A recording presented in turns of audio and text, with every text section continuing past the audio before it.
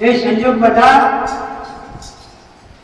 આપોઆપ મતલબમાં કુદરતી બની ગયા કે મામા મસાણમાં ભરત અને શત્રુ ચાલ્યા જાય અને આફા રામ અને લક્ષ્મણ જંગલમાં જાય ત્યારે દશરથ રાજા એ પુત્રના વિયોગની અંદર બે ભાનથી ધરતી પર ત્યારે ભગવાન રામ અને લક્ષ્મણ અને સીતા, જો કે સીતાને તો વનવાસ નહીં હતો, લક્ષ્મણને પણ વનવાસ ના હતો, પણ એક ધર્મ હિત ગયા હતા કે જો ભાઈમાં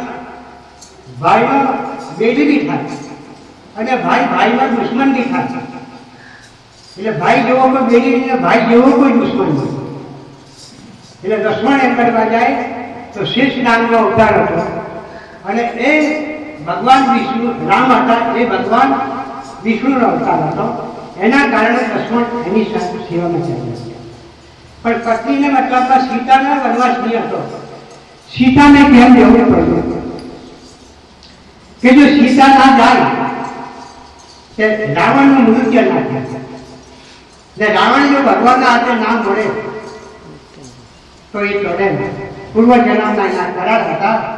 એ કરારોના વિચિત પ્રમાણે સીતા એ કરવા જાય તો પતિવ્રતા હું નારી છું અને પતિની હું સેવા કરનારી છું, પતિ વિના હું જીવી શકું નહીં, એટલે હું તમારા સેવાની અંદર તમારે તમે તપ કરો તો હું તમારી ઇજ્જતમાં હું રહીશ, તમારી તમામ સેવાઓ હું પાર કરીશ, પણ હું કદાચ યોગ્ય રહી શકું ના. એટલે સીતા સાથે ગંગાના કિનારા પર જાય અને ભગવાન વિચાર કરે કે ગંગા તો આર પાર જાય છે પાણી, હવે કયા આધારે મારે તેને પાર જવું.